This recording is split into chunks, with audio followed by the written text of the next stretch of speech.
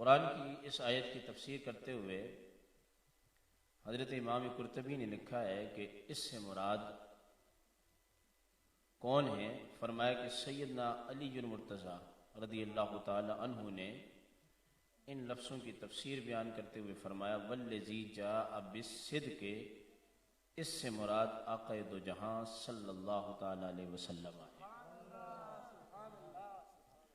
وصدق بہ، اور جس نے ان کی تصدیق کی، اس سے مراد مولا کائنات فرماتے ہیں سیدنا صدیق اکبر رضی اللہ تعالی عنہ۔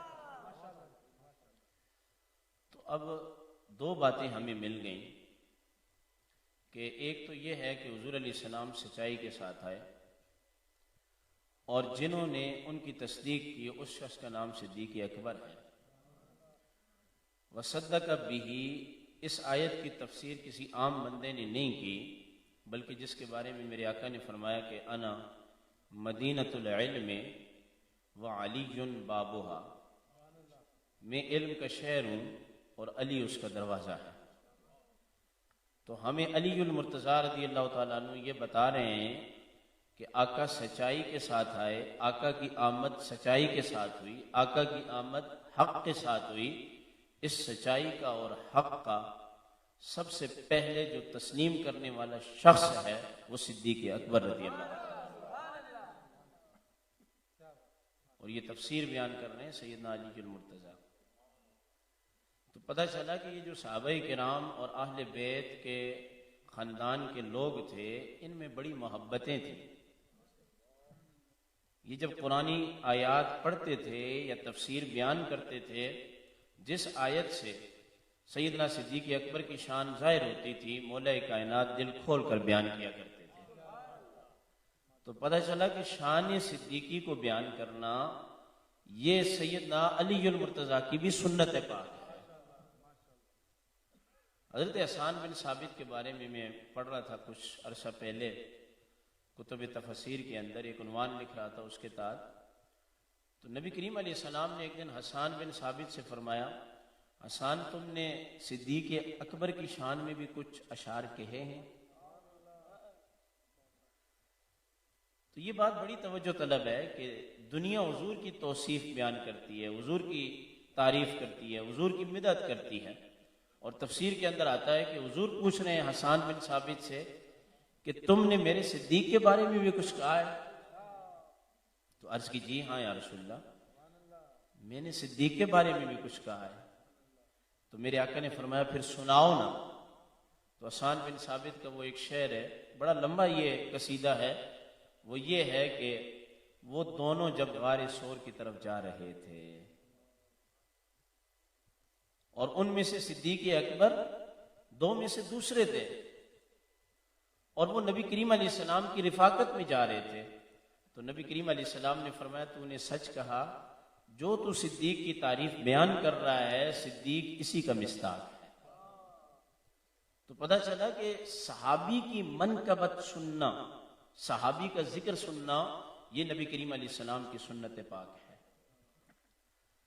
تو دو باتیں ثابت ہوئیں کہ ایک تو یہ کہ یہ لوگ ایک دوسرے کی تعریف، فضیلت جو نبی علیہ السلام نے اللہ نے بیان فرمائی وہ بیان فرماتے تھے، اور دوسری بات یہ ہے کہ صدیق کی شان جہاں صحابہ کرام نے بیان کی یا میرے آقا علیہ السلام نے بیان فرمائی یا قرآن نے صدیق اکبر کی فضیلت کو ظاہر فرمایا، وہاں نبی علیہ السلام نے یہ سنت بھی چھوڑی کہ صدیق کا ذکر کرنا تو اللہ کی اور نبی کی سنت ہے اور صحابہ کی سنت ہے۔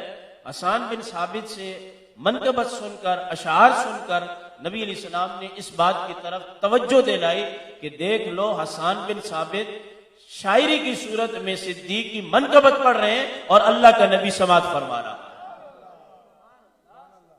اور یہ عام کسی کتاب کا حوالہ نہیں دے رہا میں، الا تنصروہ فقد نصرہ اللہ، سورہ توبہ کی اس آیت کی تفسیر کے تحت 16 سے زیادہ علماء کا میں نے مطالعہ کیا ہے کہ جس میں یہ اشعار ذکر کیے گئے ہیں۔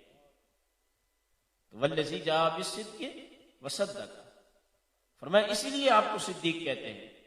امام راضی نے ایک اور قول بھی نقل کیا ہے، فرمایا صدیق آپ کو اس کے لیے بھی کہتے ہیں کہ جب آپ معراج پر تشریف لے گئے نا نبی کریم علیہ السلام، تو معراج سے پھر واپس پلٹے. امام راضی اس کو نقل کرتے ہیں. تو وادی تہامہ سے آ رہے تھے, عرب شریف کی یہ وادی ہے.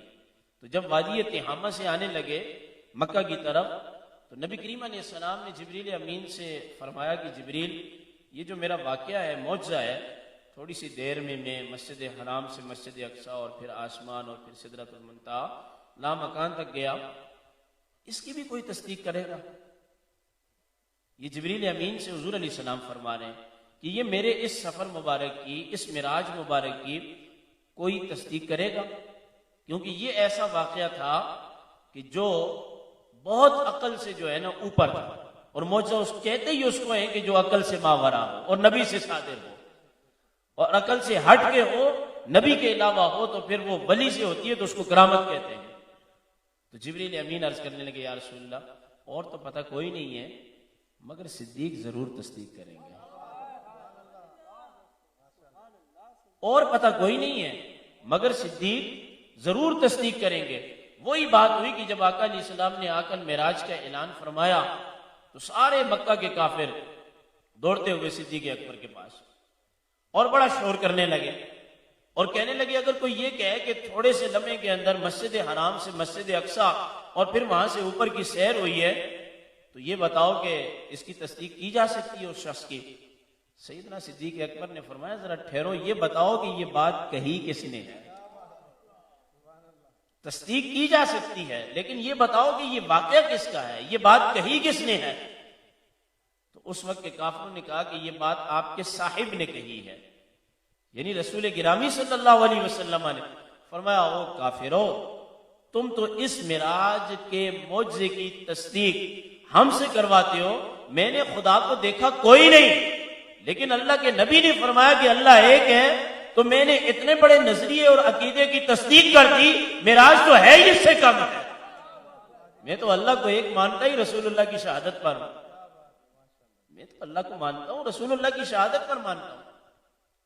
اور اگر تھوڑا سا میں ٹچ لوں اس میں, یہ جو میں نے کہا نا والذی جاء بالصدق وصدق, اس آیت کی تفسیر کے تحت علماء نے یہ بھی لکھا ہے کہ اللہ تعالیٰ نے انبیاء کو بھیجا, منتخب کیا اور بھیجا اپنی بارگاہ سے لوگوں کی بھلائی کے لیے اور رہنمائی کے لیے. نبی وہ بشر ہوتا ہے جو اللہ کی جانب سے مخلوق کی راہبری اور رہنمائی کے لیے آتا ہے, مگر وہ عام بشر نہیں ہوتا, وہ بشر ہوتا ہے نورانیت کے انکار سے بندہ گمراہ ہو جاتا ہے, چہرے سے نور ہی چھن جاتا ہے. تو اس آیت کی تفسیر کے تحت علماء نے یہ بھی لکھا ہے سارے انبیاء کو اللہ نے بھیجا اور ان انبیاء نے اللہ کے علم کے مطابق جو وحی ہوئی وہ بات لوگوں تک پہنچائی. دوسرے انبیاء میں اور ہمارے پیارے آقا علیہ السلام میں ایک بہت بڑا فرق ہے شان اور فضیلت کے اعتبار سے کہ باقیوں نے کلام سنا اور سن کے لا کے قوم تک پہنچا دیا. حضور والا کی یہ شان اقدس ہے کہ آپ نے اللہ کا کلام بھی سنا, وحی بھی سنی اور اللہ کا دیدار بھی کیا اور آگے عوام کو بتا دیا. یہ مقام اور مرتبہ میرے آقا کا ہے کہ اللہ کا دیدار کر کے آپ نے اللہ کے کلمے کی تبلیغ کی. تو کافروں سے کہا کہ یہ تو بہت چھوٹی بات ہے, میں تو بڑی بڑی چیزوں کی تصدیق کر چکا ہوں کہ حضور نے فرمایا اللہ ایک ہے, تو میں نے کہا اللہ ایک ہے. میں اللہ کا رسول ہوں, تو میں نے عرض کیا رسول اللہ آپ اللہ کے رسول ہیں. تو یہ معجزے والی کون سی بات ہے, اتنی بڑی یہ جو معراج کی بات تم اتنا شور اور کر رہے ہو. تو اس کے بعد جبریل امین آ گئے اور عرض کرنے لگے یا رسول اللہ اب ایسا ہے کہ اس کے بعد یہ عبداللہ نہیں ہے بلکہ یہ صدیق ہے. صدیق کا مطلب ہوتا ہے تصدیق کرنے والا, سچا آدمی, اور سچا آدمی سچائی کو پسند کرتا ہے. وہ دن ہے, آج کا دن ہے, لوگوں کو سیدنا ابو بکر صدیق رضی اللہ تعالیٰ عنہ کے اصلی نام کا بہت کم پتہ ہے, کہتے ہیں صدیق اکبر, کیونکہ آپ نے معراج کی تصدیق کی, اللہ کے نبی نے آپ کو یہ لقب دیا اور مولا کائنات فرماتے ہیں حضور تشریف لائے, آپ نے اللہ کے نبی کی تصدیق کی. تو گویا کہ یہ نبی علیہ السلام کی تصدیق ایک ایسی چیز ہے کہ جو تصدیق کرنے والے کو بھی سچا بنا دیتی ہے. وصدق بہ, اور آگے فرمایا اولئک هم المتقون, یہی لوگ متقین ہیں, یہی لوگ پرہیزگار ہیں. تو دو باتیں ثابت ہوئی. ایک بات تو یہ ہے کہ سیدنا صدیق اکبر نے سب سے پہلے نبی کریم علیہ السلام کی نبوت اور رسالت کی تصدیق کر کے اپنے لیے صدیق کا لقب لیا, اور اللہ کے ہاں سے یہ بات بھی آپ کے حق میں نازل ہوئی کہ صدیق نے میرے محبوب کی تصدیق کی، اس کی پہلی برکت یہ ہے کہ صدیق متقی اور پرہیزگار بن گیا۔ نبی کی تصدیق، نبی کا ادب و احترام، نبی کی تعظیم، یہ بندے کو متقی اور پرہیزگار بنا دیتی ہے۔ اور اگر آپ کو یاد ہو، اس مسجد میں پہلا میرا جمعہ اسی بار تھا کہ نبی کریم علیہ السلام کا ادب و احترام، سورہ حجرات، اور اس میں یہ فرمایا گیا اولئک الذین امتحن اللہ قلوبہم للتقوی، جو لوگ اللہ کے نبی کا ادب و احترام کرتے ہیں، تعظیم کرتے ہیں اور ان کی بارگاہ میں اپنی آواز کو پست کرتے ہیں، اللہ ان کے دلوں کو تقوی کے لیے منتخب فرما لیتا ہے۔ نبی کی بات کرنے والا، نبی کی تصدیق کرنے والا، نبی کے ساتھ محبت کرنے والا کوئی عام شخص نہیں ہوتا ہے، وہ متقی اور پرہیزگار شخص ہوتا ہے۔ قرآن کی آیتوں کو آیتوں سے اگر آپ جوڑتے چلے جائیں نا تو بات ذہن کے اندر کھلتی چلی جاتی ہے۔ قرآن نے کہا کہ وہ سچائی لے کر آیا، جس نے اس کی تصدیق کی وہ متقی اور پرہیزگار ہے۔ قرآن میں دوسرے مقام پہ فرمایا گیا ان اکرمکم عند اللہ اتقاکم، اللہ کے ہاں سب سے زیادہ اس کی عزت ہے جو اللہ سے سب سے زیادہ ڈرتا ہے۔ تو اب آیت کو آیت سے جوڑیں تو پتہ چلا کہ سیدنا صدیق اکبر نے میرے آقا کی سب سے پہلے تصدیق کی تو آپ متقی ہیں، اور قرآن کی دوسری آیت بتا رہی ہے جو متقی ہوتا ہے وہ اللہ کے ہاں عزت والا ہوتا ہے۔ ابو بکر صدیق رضی اللہ تعالیٰ عنہ کا مقام اور مرتبہ کوئی کم نہیں ہے، یہ رسول کی تصدیق بھی کرنے والے ہیں، یہ متقی اور پرہیزگار بھی ہے، اور یہ اللہ کے ہاں عزت والے شخص ہیں۔ ان کا مقام اور مرتبہ یہ اللہ کے ہاں معزز ہے۔ بلکہ میں آج ہی پڑھ رہا تھا حدیث پاک کے اندر، سرکار دو عالم صلی اللہ علیہ وسلم نے دیکھا سیدنا ابو درداء رضی اللہ تعالیٰ عنہ، بڑے مشہور صحابی ہیں اور اکابرین صحابہ میں سے، بڑا نام ہے ان کا، یہ چل رہے تھے نا تو سیدنا صدیق اکبر سے آگے بڑھ گئے۔ یہ بات بڑی توجہ طلب ہے۔ سیدنا صدیق اکبر سے آگے بڑھ گئے تو نبی علیہ السلام نے بلایا ابو درداء سے، فرمایا ابو درداء تو اس افضل شخص سے آگے چل رہا ہے کہ جس پر نہ کبھی سورج طلوع ہوا ہے نہ کبھی غروب ہوا ہے۔ صدیق ایسا افضل ہے کے بعد اس سورج نے صدیق کو افضل دیکھا ہے، اور یہ سورج غروب ہوتے وقت کی صدیق اکبر۔ سبحان اللہ، نعرہ تکبیر، نعرہ رسالت، آگے چل رہے ہیں، نعرہ حیدری، نعرہ غوثیہ۔ تو فرمایا یہ افضل آدمی ہے، توجہ رکھیں، یہ افضل آدمی ہے، آپ اس سے آگے نہ چلیں۔ ذرا توجہ فرمائیں کہ ابو درداء جن سے اللہ محبت کرتے ہیں اور ملائکہ محبت کرتے ہیں، یہ اتنے بڑے صحابی رسول، یہ صرف صدیق اکبر کے قدموں سے آگے بڑھ گئے تو نبی علیہ السلام نے فرمایا صدیق آگے ہے، صدیق سے آگے مت چلو، صدیق مقدم ہے، تم صدیق کے پیچھے چلو۔ اللہ کا نبی ابو درداء کو غیر اختیاری طور پر صدیق کے آگے نہیں جانے دیتا تو اللہ کا نبی کیسے گوارا کرے گا کوئی مفتی، کوئی مولوی، کوئی پیر صدیق پر کسی کو ترجیح دے دے؟ یہ ہو ہی نہیں سکتا ہے۔ یہ اللہ اور اس کے رسول کو چیلنج کرنا ہے۔ بلکہ عقائد کی کتاب سارے مدارس میں پڑھائی جاتی ہے اور ہر کوئی پڑھتا ہے۔ علامہ تفتزانی نے لکھا ہے کہ انبیاء کے بعد سب سے افضل صدیق اکبر ہے۔ یہ عقیدہ ہے، یہ نظریہ ہے، عقیدے اور نظریے میں کوئی کمپرومائز نہیں ہے۔ اور یہ بات بھی آپ ذہن میں رکھ لیں، یہ جو عقیدہ ہوتا ہے نا، نظریہ ہوتا ہے، یہ دلائل سے ٹوٹتا نہیں ہے۔ جاوید بھائی اگر کوئی بندہ کہے کہ اللہ ایک نہیں ہے، وہ اس پر دلیل دے دے تو کیا ہم اللہ کو ایک نہ ماننا معاذ اللہ چھوڑ دیں گے؟ نہیں، عقیدے میں کوئی کمپرومائز نہیں، عقیدے میں دلائل نہیں۔ عقیدہ ثابت کرنے کی چیز نہیں ہے، عقیدہ ماننے کی چیز ہے۔ ثابت کوئی اور چیز کی جاتی ہے، عمل کیا جاتا ہے، مسئلہ کیا جاتا ہے، فقہ کیا جاتا ہے، کوئی فتویٰ ثابت کیا جاتا ہے، عقیدہ ثابت نہیں کیا جاتا۔ عقیدہ اللہ اور اس کے رسول نے ثابت کر دیا ہے۔ فرمایا سب سے افضل انبیاء کے بعد صدیق اکبر ہے، ثم عمر، پھر عمر بن خطاب ہے، ثم عثمان، پھر عثمان ابن عفان ہے، ثم علی المرتضی، پھر سیدنا علی المرتضی کرم اللہ تعالی وجہ الکریم ہے۔ کبھی آپ نے لفظوں پہ غور کیا کہ صدیق اکبر کے بارے میں آیا ان اکرمکم عند اللہ اتقاکم، کہ اللہ کے ہاں صدیق کا بڑا مقام اور مرتبہ ہے کیونکہ ان کے دل کے اندر تقوی زیادہ ہے. مگر صحابہ میں سے ہم جس کا نام لیتے ہیں اس کے ساتھ کرم اللہ نہیں پڑھتے، صرف مولا کائنات کے ساتھ پڑھتے ہیں.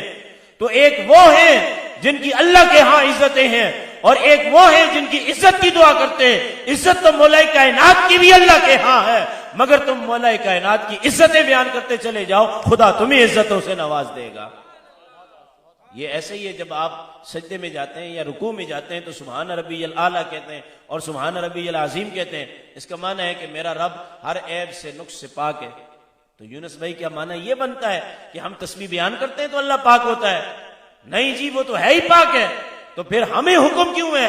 فرمایا ہمیں حکم اس لیے ہے، وہ تو ہے ہی پاک ہے، سجدے اور رکوع میں اس کی پاکیاں بیان کرو، اس کی برکت سے وہ تمہارے دلوں کو پاک فرما دے گا.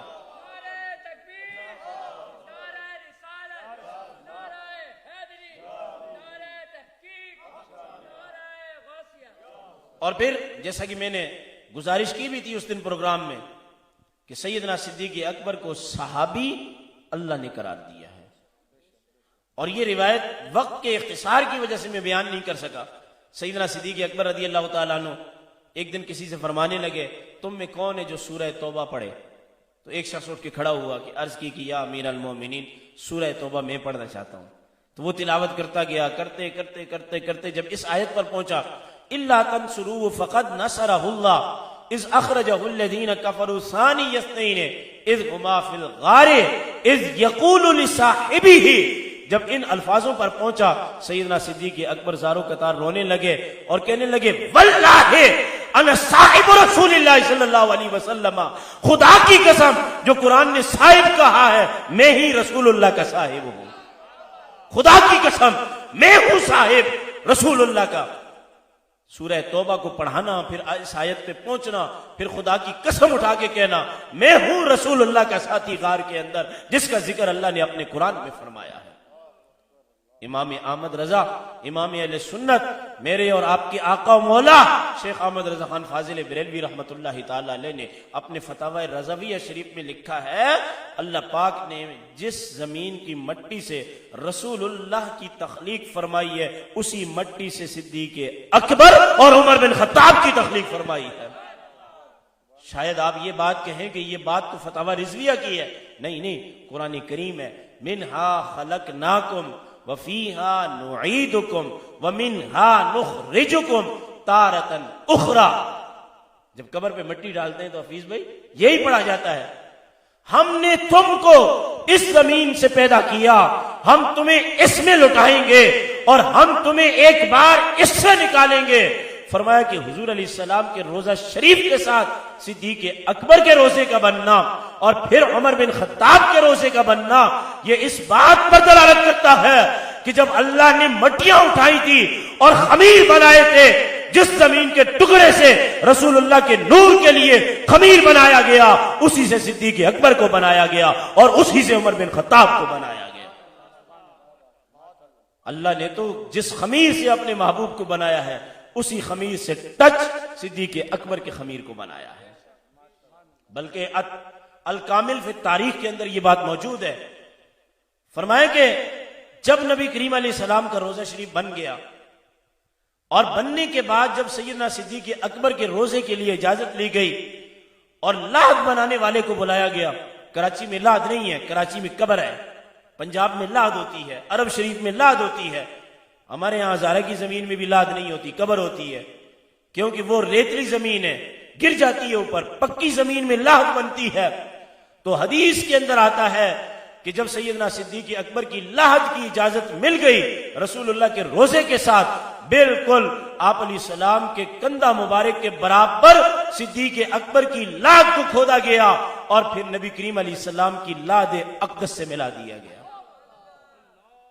الکامل فی تاریخ کے اندر ہے کہ حضور کی لحد مبارک ہے، روزہ مبارک ہے اور صدیق اکبر رضی اللہ تعالیٰ عنہ کا سر مبارک ہے اور آقا علیہ الصلوۃ والسلام کے کندھے ہیں پہلو کے اندر، یعنی یہاں سر ہے،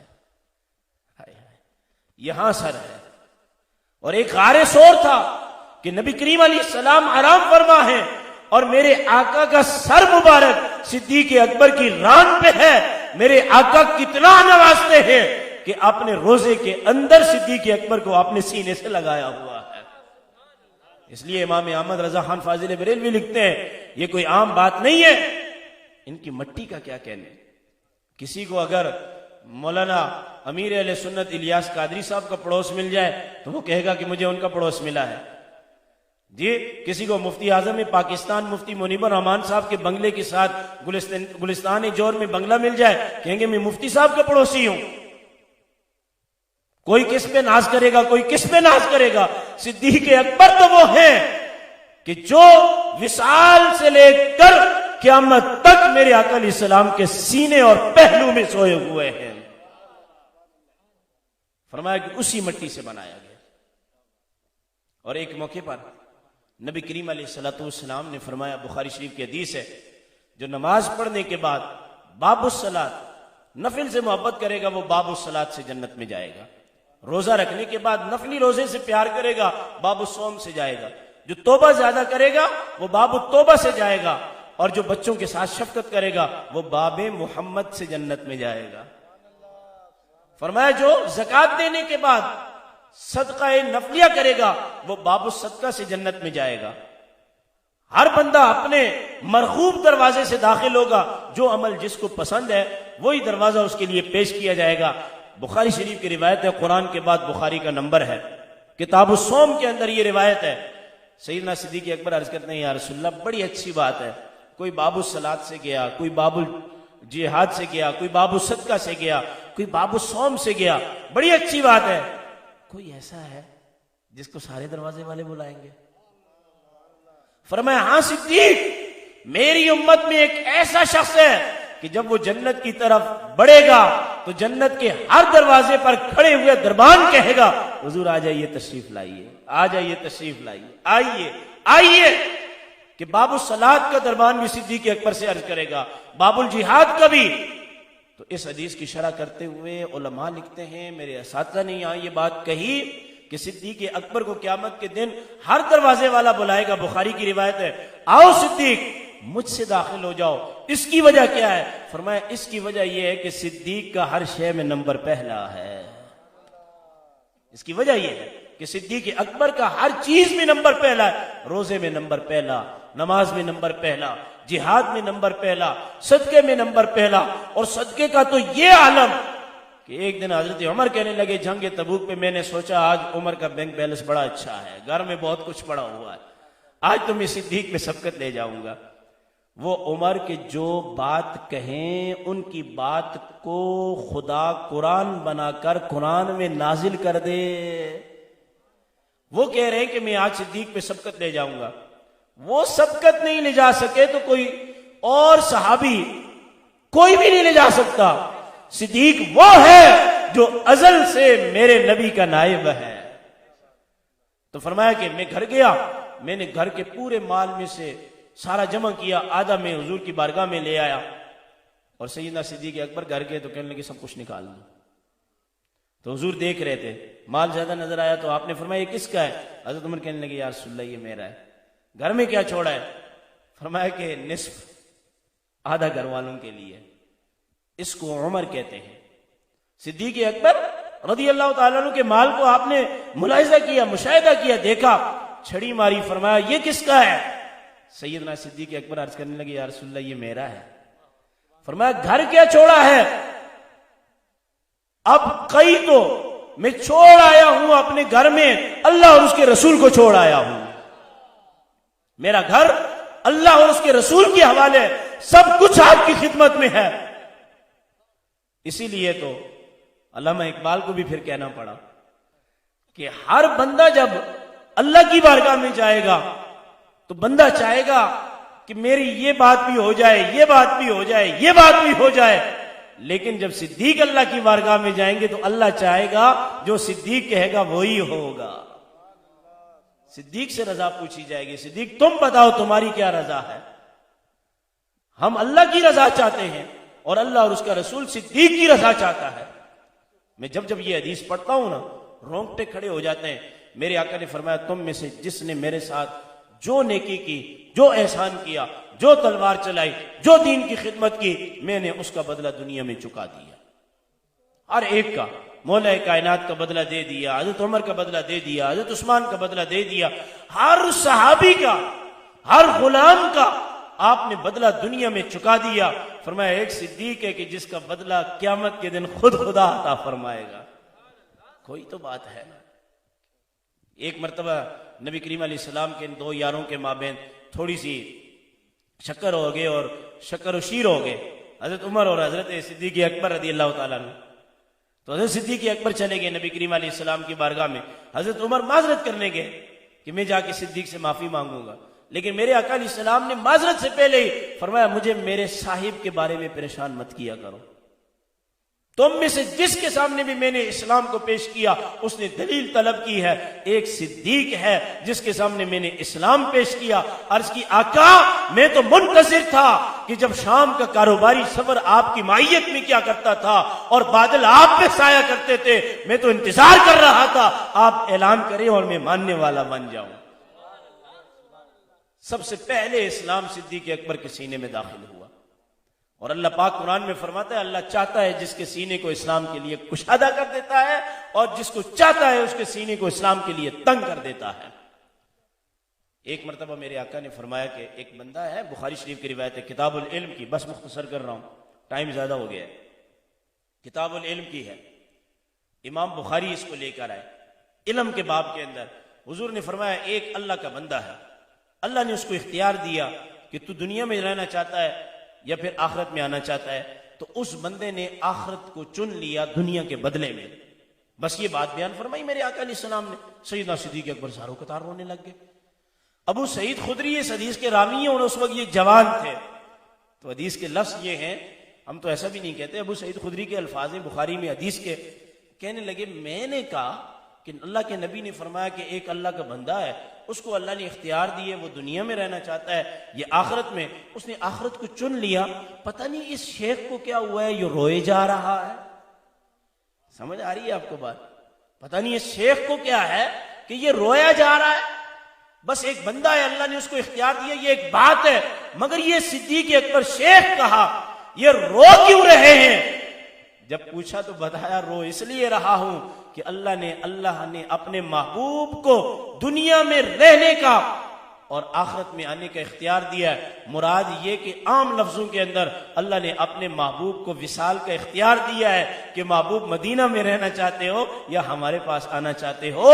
تو اللہ کے نبی نے اللہ کے پاس جانا پسند کیا ہے، اس کو اختیار کر لیا ہے. تم کہتے ہو بوڑھا کیوں رو رہا ہے؟ میں رسول اللہ کے فراق میں رو رہا ہوں. میں اس لیے رو رہا ہوں کہ حضور نے دنیا سے جانا پسند فرما لیا. تو اس سے یہ بات بھی ثابت ہوئی کہ جو لوگ یہ کہتے ہیں معاذ اللہ انبیاء مر کے مٹی ہو جاتے ہیں، معاذ اللہ، ایسے عقیدے پر بھی تف ہے. مر کے مٹی ہونا یہ تو بہت بڑی بات ہے. اللہ نے اتنا بھی برداشت نہیں کیا کہ اپنے محبوب کو وصال دے اور اس کی مرضی کے پوچھے بغیر دے. اللہ نے فرمایا کہ محبوب دنیا میں رہنا چاہتے ہیں تو ٹھیک ہے، آخرت میں آنا چاہتے ہیں تو ٹھیک ہے. اور کلیم سے یہ کہا تھا کہ آپ کا وقت مکمل ہو گیا ہے، تو کلیم نہیں جانا چاہتے تھے لیکن پھر راضی کیا گیا. مگر حبیب کو دیکھیے نا کہ اللہ نے بلایا تو حبیب نے کہا میں آنا چاہتا ہوں. یہ فرق ہے حبیب میں اور کلیم کے اندر. تو سیدنا صدیق اکبر صحابہ میں سے سب سے بڑے عالم تھے، سب سے بڑے، جو حضور کے مزاج شناس تھے. یعنی جو حضور چاہتے تھے صدیق اکبر وہی کرتے تھے. اچھا کچھ ہوتا ہے باتوں سے کہنا، کچھ ہوتے ہیں جو مزاج سے سمجھ جاتے ہیں اس بندے کو اس کی ضرورت ہے. ایک دن نبی کریم علیہ السلام جا رہے تھے، ساتھ میں سیدنا صدیق اکبر بھی تھے. آپ نے ایسے دیکھا حضرت بلال کی طرف کافر مار رہے تھے. حضور نے کوئی بات نہیں کی، آپ علیہ السلام چلے گئے.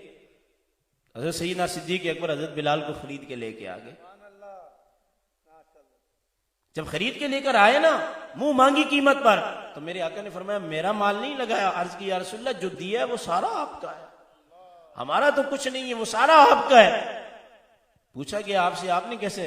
فرمایا سرکار نے یوں جو نگاہ اٹھا کے دیکھا تھا ہم سمجھ گئے کہ حضور بلال کو مانگ رہے ہیں اور ہمارے پاس مال ہے جی، اور ہم خرید کے حضور کی چاہت کو حضور کی بارگاہ میں پیش کرنا چاہتے ہیں. اور صحیح حدیث کے الفاظ مسلم شریف کے اندر جب سیدنا صدیق اکبر رضی اللہ تعالیٰ عنہ کے زر خرید حضرت بلال غلام تھے ان کے آزاد کیے خرید کے حضرت بلال تشریف لاتے تو حضرت عمر اٹھ کے کھڑے ہو جاتے اور کہتے یہ بھی ہمارا سردار ہے اور جس نے اس کو خرید کے اسلام کے لیے وقف کیا ہے وہ بھی ہمارا سردار ہے. یعنی بلال بھی ہمارے سردار ہیں اور جنہوں نے ان کو خریدا ہے وہ بھی ہمارا سردار ہے. سیدنا صدیق اکبر رضی اللہ تعالیٰ عنہ کا معاملہ بڑا جدا ہے اور اللہ پاک کو یہ گھر اتنا پسند ہے کہ رسول اللہ صلی اللہ علیہ وسلم کا الکامل فی التاریخ کے اندر یہ بات موجود ہے. وصال ہے نا، اللہ کرے اللہ اپنی رحمتوں کے سبب ان کے نانا جان کو اپنی جوار رحمت میں جگہ عطا فرمائے. یہ آخری بات میں آپ کو بتا رہا ہوں حدیث کی. الکامل فی التاریخ کے اندر امام غزالی نے مکاشفۃ القلوب کے اندر لکھا کہ جب نبی کریم علیہ السلام کے آخری ایام ہوئے نا تو آپ علیہ السلام ایسے جبین اقدس پر ہاتھ مبارک پھیر رہے تھے اور پانی کا پیالہ لایا گیا ایسے اس کے اندر حدیث کے اندر آتا ہے، یہ بخاری میں بھی ہے لفظ، ایسے کر کے ایسے پھیر رہے تھے بخار کی شدت کی وجہ سے. اور فرمایا کہ اتنے میں آپ نے دیکھا ابو بکر صدیق رضی اللہ تعالیٰ عنہ کے گھر والے حضور کی بارگاہ میں آ رہے ہیں عیادت کے لیے اور سیدہ عائشہ رضی اللہ تعالیٰ عنہا کے گود کے اندر آقا کریم علیہ السلام کا سر تھا. فرمایا کہ اتنے میں نبی کریم علیہ السلام کا بلاوا آ گیا تو آل ابو بکر میں سے ایک شخص کے پاس مسواک تھی، سرکار نے وہ مسواک طلب کی. ام المومنین حضرت عائشہ نے وہ مسواک لی اور اس کو اپنے منہ میں چبا کے نرم کیا اور اللہ کے نبی نے ام المومنین کے ہاتھوں سے لے کر وہ مسواک اپنے دہن اقدس کے اندر کی. فرمایا کہ آخری وقت حضور کے دہن مبارک میں جو چیز گئی وہ صدیق کے خون کا لعاب دہن گیا ہے. یہ برکتیں صرف اور صرف صدیق اکبر کے گھر کو نصیب ہوئی ہیں. صدیق اکبر کی شان بڑی جدا ہے، بڑا معاملہ الگ ہے. اس لیے صحابہ کرام کی کسی بھی حوالے سے کوئی تنقید کسی پہلو سے ہم کوئی برداشت نہیں کر سکتے. جو ہمیں مفتی اعظم پاکستان مفتی منیب الرحمان صاحب ایک بڑی پیاری بات کہتے ہیں، وہ فرماتے ہیں کون افضل ہے کون افضل نہیں ہے، کس کا نمبر پہلا ہے کس کا نمبر دوسرا ہے کس کا نمبر تیسرا ہے، یہ حل کرنا ہمارا مسئلہ ہی نہیں ہے. ہمارے بزرگ اس کو حل کر کے جا چکے ہیں، یہ ہمارا مسئلہ نہیں ہے.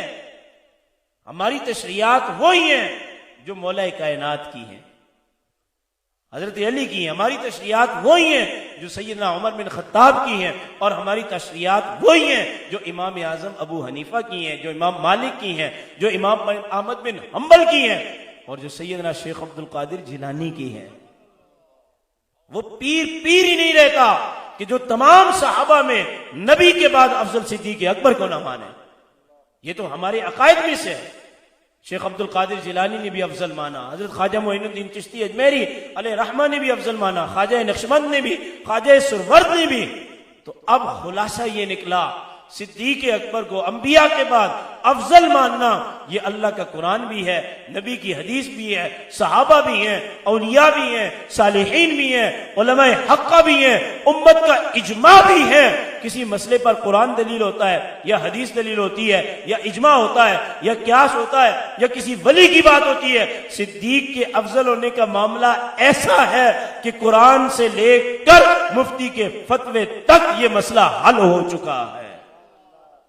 اب اس مسئلے کو جو اٹھائے جائیں ان کو ہی دفن کیا جائے ان کے موقف کے ساتھ، اور ان کے موقف کے ساتھ دفن کرنے کا ایک طریقہ ہے ہر صحابی نبی کیوں وَكُلًّا وَعَدَ اللَّهُ الْحُسْنَى، اللہ نے اپنے محبوب کے صحابہ سے جنت کا وعدہ کر لیا ہے. یہ اللہ کا قرآن ہے، یہ حضرت امیر اہل سنت کا نعرہ نہیں ہے. لوگ کہتے ہیں دعوت اسلامی نہیں، یہ دعوت اسلامی والوں نے نہیں، یہ قرآن میں موجود تھا، دعوت اسلامی والوں نے صرف اردو میں اس کا ترجمہ کر دیا. یہ بات قرآن میں موجود تھی وَكُلًّا وَعَدَ اللَّهُ الْحُسْنَى، اللہ نے سب سے جنت کا وعدہ فرمایا. اگر کوئی بندہ اس نعرے پر اعتراض کرتا ہے یہ اللہ کے قرآن پر اعتراض کر رہا ہے، کیونکہ اللہ نے اپنے محبوب پر یہ بات نازل کی ہے مکہ سے پہلے مکہ کے بعد، یعنی فتح مکہ سے پہلے فتح مکہ کے بعد خرچ کرنے والے، نبی کے ساتھ مل کر جہاد کرنے والے، پہلے ہوں یا بعد میں ہوں، وہ سب جنتی ہیں۔ کیوں؟ اللہ جانتا تھا ایک وقت آئے گا کوئی صدیق پہ بات کرے گا، اور ایک وقت آئے گا کوئی امیر معاویہ رضی اللہ تعالیٰ عنہ پر بات کرے گا۔ اس لیے مسئلہ ہی حل کر دیا قرآن نے کہ ہر وہ شخص جس نے ایمان کی حالت میں سرکار کے رخ انور کو دیکھا ہو اور ایمان کی حالت میں اس کا انتقال ہوا ہو، وہ شخص جنتی ہے۔ اور سرکار نے فرمایا احد پہاڑ کے برابر تم اگر سونا خرچ کر دو یا غلہ خرچ کر دو، میرا صحابی 1 کلو یا آدھا کلو خرچ کرے، 1 دینار یا نصف دینار خرچ کرے، تمہارا پہاڑوں کی مانند سونا اور چاندی اللہ کی راہ میں خرچ کیا ہوا یا غلہ پہاڑ کی مانند، اور پہاڑ کتنا لمبا ہے اس کی مانند خرچ کیا ہوا، فرمایا کہ پھر بھی صحابی کے درجے کو نہیں پہنچ سکتا۔ بس بات ختم ہو گئی، کیونکہ ہم صحابہ کو صحابی کی جو فضیلت دیتے ہیں اور جو ہم ان سے محبت ٹوٹ کے کرتے ہیں، وہ ہم نبی علیہ السلام کے چہرہ انور کی وجہ سے کرتے ہیں۔ کیونکہ میرے آقا نے فرمایا جس نے میری صحبت اختیار کی، میرے چہرے کو دیکھ لیا، اللہ نے اس پر جہنم کی آگ کو حرام قرار دیا۔ اللہ تعالیٰ عمل کی توفیق دے۔ وآخر دعوایا ان الحمدللہ رب العالمین۔